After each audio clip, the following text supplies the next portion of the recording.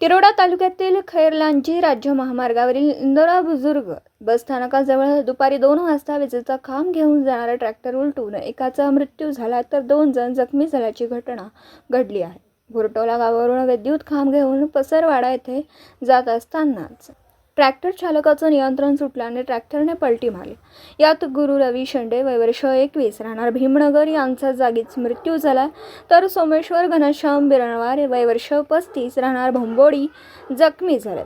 कबीर ईश्वरदास शेंडे वय वर्ष 23 राहणार भीमनगर हा किरकोळ जखमी झाला तर ट्रॅक्टर चालक लव राजेश बागडे राहणार भांबोडी वय वर्ष 20 मजूर साहिल डिकवार भांबोडी आणि संपत पापळकर सुखरूप असल्याचं सांगण्यात आलं।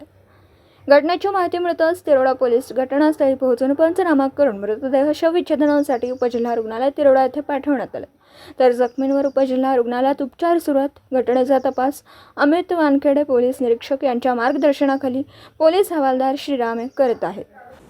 दिवसभरातील घडामोडींचा आढावा घेण्यासाठी पाहत रहा N24 मराठी न्यूज चॅनल।